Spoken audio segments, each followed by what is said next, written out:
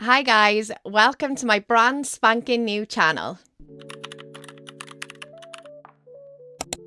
If you're new here, my name's Carly, I'm a mixed genre mood reader and I am so excited to be here. What better way to kick off my channel than with my May reading wrap up? In May, I read 21 books and I DNF'd 5. Let me tell you all about them. So what I'm going to do is start with the DNFs and then go all the way up to my favourite reads of the month. I had 3 5-star reads this month. So yeah, let's get into the book. This was actually the highest number of DNFs I've ever had in a month. I honestly don't know what was going on in May. Starting with Lula Dean's Little Library of Banned Books. Now, on paper, this book sounds right up my street. It is about a local woman called Lula Dean who has decided to cleanse her town of all of the books that she deems inappropriate, and she replaces them with classics and recipe books and books that can't corrupt people. But there's a small group in the town who refuse to be told what to do, and they start replacing the books in Lula Dean's little library with the banned books. So yeah, the preface of it sounded right up my street, but let me tell you why I didn't like it. First of all, I didn't like the way it was written. So the book followed all the different people in the town that were replacing these books in Lula Dean's library, and for me, I just didn't feel like it flowed very well. It felt more like a collection of short stories rather than a novel. And then it started to get really political, which I'm not a huge fan of in books. So yeah, I DNF'd it at the 41% mark. It wasn't for me, unfortunately, but this does have really good ratings, so it may just be a me problem. My second DNF was The Institution by Helen Field. This was another one that on paper should have been right up my street. It's set in an asylum. It's an isolated kind of locked room setting, which I usually love. I DNF'd this at 20%. I just found it so slow and I really couldn't get into it. And life is too short to read books that don't hook you in. I was actually so excited to read this, but yeah, unfortunately it just wasn't my cup of tea. My third DNF was Bat Eater by Kylie Lee Baker. I actually DNF'd this at the 59% mark, so I got over halfway with this, but I just think it tried to do too many things. So it follows the story of Cora Zeng, who is a crime scene cleaner, but the gore of the crime scenes don't bother Cora because 6 months previously, Cora actually witnessed her sister being pushed in front of a train. It kicks off fairly quickly. It's set during COVID times, so I actually loved that storyline, and I loved how the author highlighted the racism that Chinese and Asian people suffered during COVID. It's something that I naively didn't really think about until reading this book, and I loved that. I also loved the crime scene elements. I loved Cora's job. I just find stuff like that so interesting. So there was a paranormal story as well, which I wasn't that fussed on, and there was also a serial killer story. We had 4 separate things going on in this book, and I just think it was too much. There was just far too much going on, and yeah, it just didn't work for me, so unfortunately I DNF'd it. My fourth DNF was Carryon Crow by Heather Parry. This was very strange. I DNF'd this at 39%. It basically follows the story of Marguerite, who has been confined to the attic by her mother, and it's all about her unraveling in the attic, like due to boredom. It's very gothic and weird and internal monologue-y, which I usually love again, but nothing happened. It was just too slow burn for me. I'm the type of person that I need something to hook me in. There wasn't really much of a plot going on. And the last DNF was It Will Only Hurt for a Minute by Delilah S. Dawson. I don't actually have a copy of this. I read it on my Kindle. I think it's been described as a gothic and atmospheric thriller. It is about a woman named Sarah who goes to this like isolated retreat for artists, hoping to reinvent herself. So it's like really off-grid. She's escaping from an abusive ex and an abusive mother, and she finds a body when she's on this retreat. And I was like, oh yeah. But again, nothing really happened. I just found it so slow, and it was just all over the place with all these different people's stories, and I just found it nothing like Delilah S. Dawson's other books, Guillotine and Bloom, which I absolutely inhaled, devoured and adored. So yeah, a really disappointing one for me, that one. Right, on to the 2 stars. I had 3 2-star reads this month. First up was Death Row by Freida McFadden, and follows the story of a condemned murderess on the days leading up to her execution. So she's been sentenced to death for the murder of her husband, but she protests her innocence. She's got an alibi, and during visiting hours, she actually thinks she sees her husband in the visited area. It's all a bit like, what's going on? Is she innocent? Is she not? I did find it really easy to read. It's classic Freida McFadden. I'm not a huge fan of Freida, but that ending was so ridiculous, it actually made me angry. Luckily, it was only 80 pages, so yeah, I gave it 2 stars. My next 2-star read was When the Wolf Comes Home by Nat Cassidy. Now, every single person I know that has read this book has rated it 5 stars. I've actually seen a 6-star rating for this book, so is it me? Am I the drama? Basically, this story is about a girl called Jess who finds a 5-year-old boy stranded outside her apartment. He's run away from his father. So Jess and this boy end up on the run. And to be honest, it all goes a bit strange after that. I just don't think it was my cup of tea personally. I get what Nat Cassidy was trying to do. It's supposed to be about how fear manifests in us, which as a severely anxious person, you would think I would get. But I don't know, something just didn't click for me with this book, and yeah, it was a 2-star. And then my last 2-star read was The Vanishing Bookstore by Helen Phifer. I feel like I'm repeating myself now, but this was another one that literally had my name all over it. One thing you'll learn about me is I love a witchy book and I love a book about books. And this promised Salem, it promised witches, and it promised a vanishing bookstore. Personally, I feel like the title of the book and the blurb are quite misleading because the bookstore was literally mentioned in the opening chapter and we didn't hear anything more of it. It was set in Salem and yet it wasn't really that witchy. From the way the main character was written, I thought she was a teenager, and it's not until later on in the book that you actually find out she's in her 30s.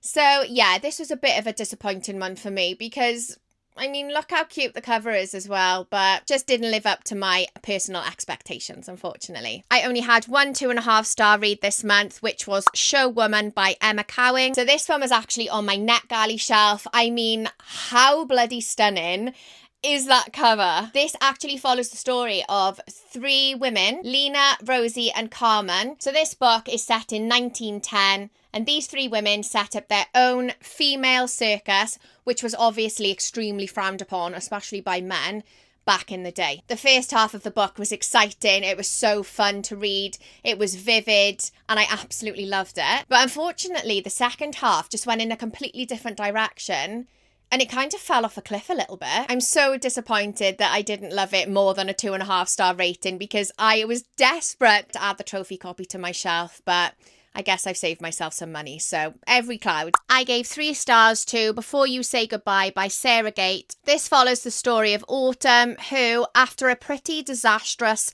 relationship history, has finally found the love of her life, but he's only got 6 months left to live. I thought I'd give this one a go because I love a tearjerker. I just love a story like this. It really tugs at my heartstrings. I just like to remind myself that I have actually got a heart. And the premise of it was good, but for me, I just didn't like Autumn as a character. She was flawed, and I usually love a flawed character because, you know, can relate, but I just really didn't like her, and I found her quite selfish, and there's a few things that she does during the book that just really didn't sit well with me. And yeah, I ended up giving it 3 stars and I didn't even shed 1 tear, so that's disappointing, isn't it? On to the 3-star reads. I had 4 3-star reads this month, and first up we have Gallery of the Dead by Chris Carter. So this is book 9 in the Robert Hunter series. This series basically follows Robert Hunter and Garcia, who both work in the Ultraviolet Crimes Unit, solving cases, catching serial killers. They're all very gruesome, very graphic. They kind of give me Criminal Minds mixed with Saw vibes. So yeah,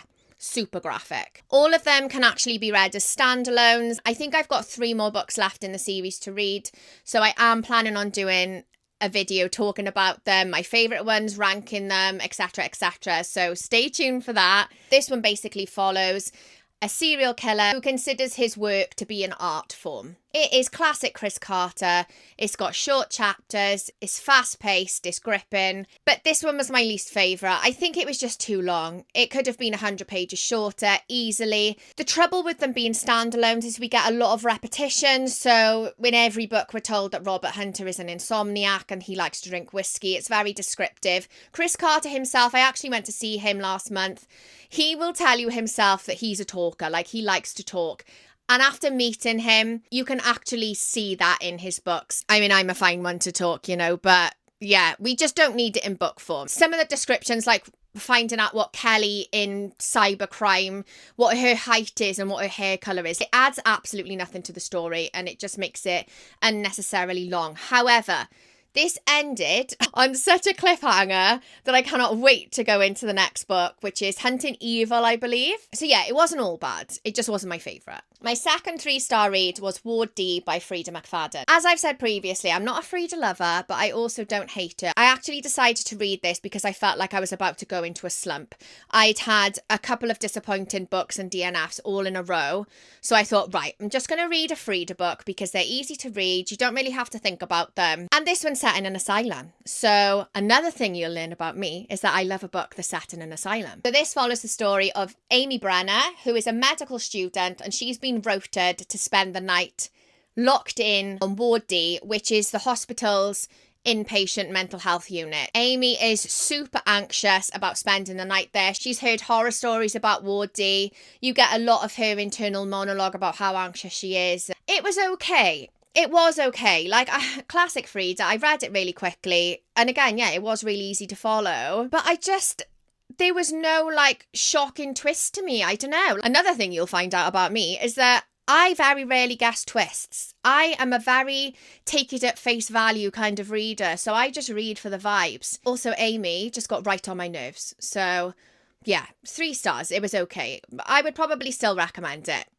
Maybe. My next 3-star rating was for A Discovery of Witches by Deborah Harkness. So this is book 1 in, I think it's a trilogy. Is it the All Souls series? I'm not sure. So anyway, I did this on audio. The audio book for this was 24 hours long. 24 hours. So this is about vampires, it's about witches, it's about demons, it's about forbidden romance. It's got a little bit of dark academia vibes. I really liked the main 2 characters, Matthew and Diana. Considering it was so long, I can't even tell you what really happened. I was interested enough to carry on with it. I really enjoyed the audiobook. To be honest, I don't think I'm going to carry on with this series, but let me know if you have read this series and if you think it's worth me carrying on with. Right, on to the 3.5 stars now. We're getting somewhere. I had 3.5 star reads this month. The first one is The Serial Killer Support Group by D.B. Stevens. It is a psychological domestic thriller that follows the story of Jess, who starts going to a support group to meet other women that are in the same situation as her. That is, they're either in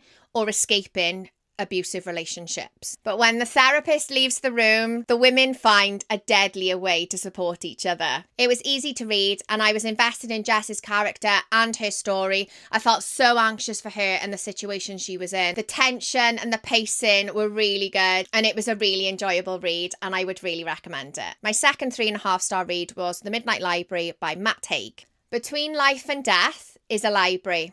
And in this library, there are books, rows and rows, hundreds and hundreds of books. And in each book is a life that you would have lived if you had made a different decision. If I decided not to have children, or I decided to have a different job, or all of the bigger life decisions, but also all of the smaller life decisions as well, all end up with different lives. I don't even know if I'm explaining it very well, but basically this library holds all of the different lifetimes that you could have lived depending on the decisions you've made. Does that make sense? It's all about undoing regrets and appreciating the life that you already have. So straight away, I got 5-star vibes from this book. Like, I absolutely loved the concept of it and I really loved the mental health representation. But the pacing was completely off for me in the middle of the book. It really just went off on a tangent and it started getting a little bit sci-fi as well.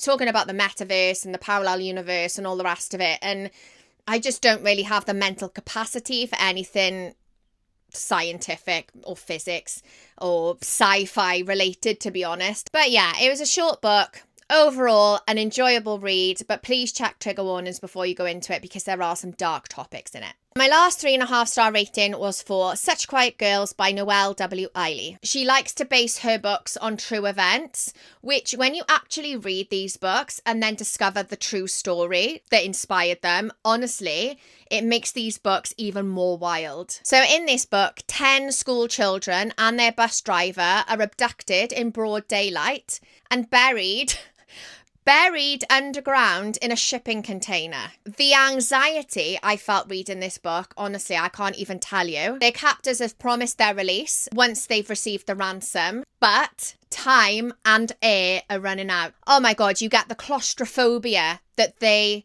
actually felt like I was running out of air when I was reading this book. I was so stressed when I was reading it. It's got short chapters. It had me hooked from the very beginning. The only reason it's a 3.5 star is because I just preferred Noelle Ihli's other books that I've read. So I've also read Run on Red and Grey After Dark, and I just preferred them. But I would still recommend this one, especially if you love to give yourself anxiety when you're reading your books. Right, guys, we're on to the good ones now. We're on 4 stars and above. I had 5 4-star reads this month, starting with The Villa by Rachel Hawkins. Now, don't let this cover fool you.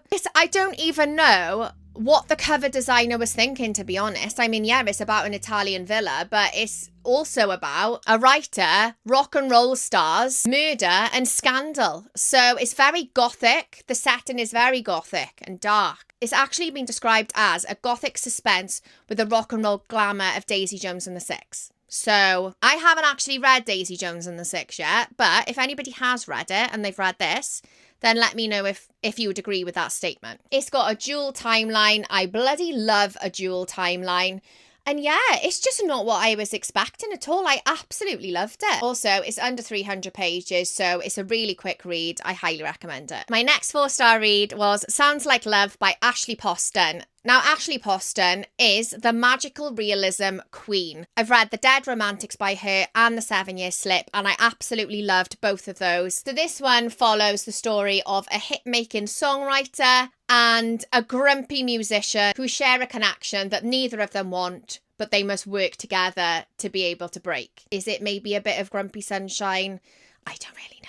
But it's such a cute read. It's actually got little Easter eggs from her other books in it as well, which I always love. It's about family and friendship, and yeah, I just absolutely loved it. And it's pink, so win-win. My next 4-star read was The Morning Necklace by Kate Foster. The year is 1794, and Maggie Dixon's family are all drowned in their sorrows because poor Maggie has been hanged for the murder of her baby. But, lo and behold, stood in the doorway of the tavern is Maggie. She survived the hangman's noose. But the question on everyone's lips is, will they hang her twice? I absolutely love Kate Foster's writing. So I've read The King's Witches by her.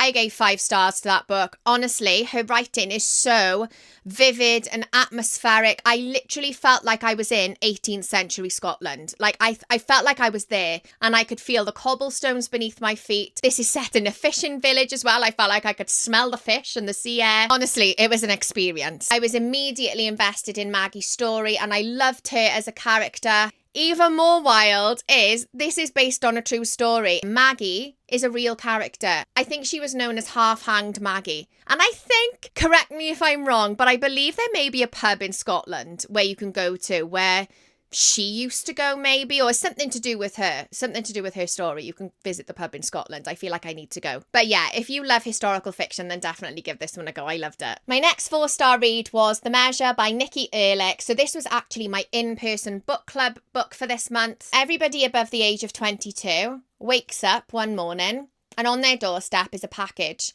And inside this package is a piece of string. The string inside the box dictates how long each person has left to live. And basically, this book follows the story of 8 different people and how the strings have affected their lives. This was such an interesting one to talk about for book club. We had a wide range of opinions on this one. Some DNF'd it. They hated it. I think the highest rating was a 4.5. I gave it a 4. I really enjoyed it. I loved the concept of it. As I was reading it, it kept making me think, like, what would I do? Would I open my box? Would I want to know? Because in this, the characters in the story, some of them open their box. Obviously, they're known as like short stringers and long stringers. You've got people who decide not to open their box. You've got people with ultra short strings. And then you've got people with really long strings who start acting really reckless, knowing that there's not going to be any consequences because they've got a really long life ahead of them. This kind of felt like a little bit dystopian, speculative thriller, Black Mirror-esque, in my opinion. If you love Black Mirror, then you would definitely love this book. Also, it's got a massive twist at the end that made me gasp out loud and cry. So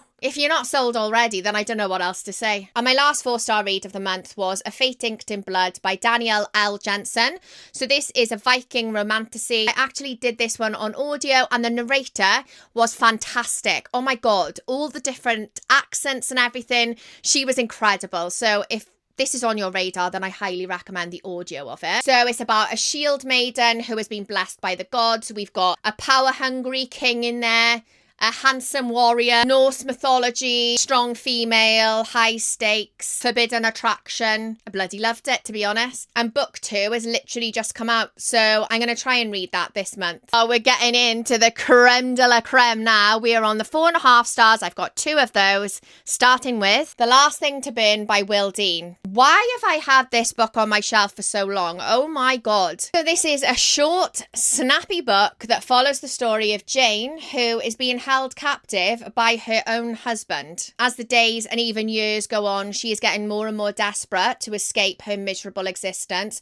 Her husband is vile. He records her every move, and if she does something that he doesn't like, she gets punished. It's claustrophobic, anxiety-inducing. I was sweating. Like, I had sweaty palms when I was reading this book. The stress, oh my God, it actually felt like a little film. It was so vivid to read. This was another one that I felt like I was actually there. I mean, I didn't want to be there, but I felt like I was there. It's 251 pages. I read it in one sitting. That's how you write a thriller. Will Dean, take a bow. And my last 4.5-star read was The 7 O'Clock Club by Amelia Ireland. Also, how stunning is this copy I got? I'm actually really glad I enjoyed this book, to be honest, because I bought this copy before I'd read it. Rookie error. But luckily it paid off because I did really love it. I actually recommend you go into this book blind, so I'm not going to say too much about it. It's basically about 4 strangers who end up in grief counselling together, and they meet every Tuesday at 7 o'clock, hence the 7 O'Clock Club. The counsellor of the group, Genevieve, has got an unusual theory that she's wanting to test out, and that's all I'm going to say. Go in blind and wait for the twist to absolutely blow your socks off. The twist in this book literally floored me. I was not expecting it at all, and I love it when a twist gets you that good. Highly recommend this book. Please let me know if you do end up reading it, because I don't know anybody else that's read it and I need to talk about it. And last but not least, I had 3 5-star reads in May, starting with Medadia by Rosie Hewlett. I actually did this one on audio and the narrator was absolutely incredible, and I think that she made my reading experience just so much better, especially because I find, like, with mythology, it's the pronunciations of, like, the names and the places and stuff. So I was like looking through the book after I'd read it and looking at some of the names, and I was like, there is no way I would have pronounced them like that. Basically follows the story of Medadia, who longs for a different life. She's literally spent her whole life being shunned and persecuted by her own family just because she's different. In this book, we follow Medadia's journey of self-discovery. It is witchy, it's got revenge in it, it's got female rage, all of the things I love. Absolutely loved it. I just bloody love a female empowerment, strong female character. Yeah, loved it. Gave me all the goosebumps, all the vibes. 5 stars also for The Invisible Life of Addy Laroo by V.E. Schwab. Now this one is an opinion divider. Some love it, some hate it.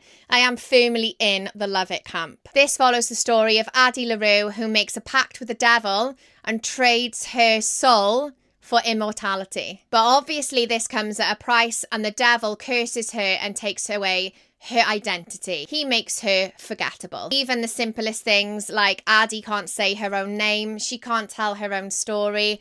Honestly, it is such a sad book in places and so hopeless. I can actually see why some people didn't like it. It's also quite long, and it does get a little bit repetitive. Alone in the world, Addy's existence is so miserable until one day she meets somebody who actually remembers her. And that's when it starts to get really interesting. I would say most of the way through this book, it was probably a 4-star read for me, but the ending catapulted it to 5 stars. It is beautifully written, and Addy is such a lovable and relatable character. Yeah, I just absolutely loved it. I don't know if I would recommend it to everybody. I do think it depends what type of books you enjoy. But again, I did this one on audio, and again, the narrator was fantastic. And I think I was just so immersed in Addy's story in my ears. I think this one is going to stay with me for a long time. My last 5-star read of the month was The Night and the Moth by Rachel Gillig. I actually feel too stupid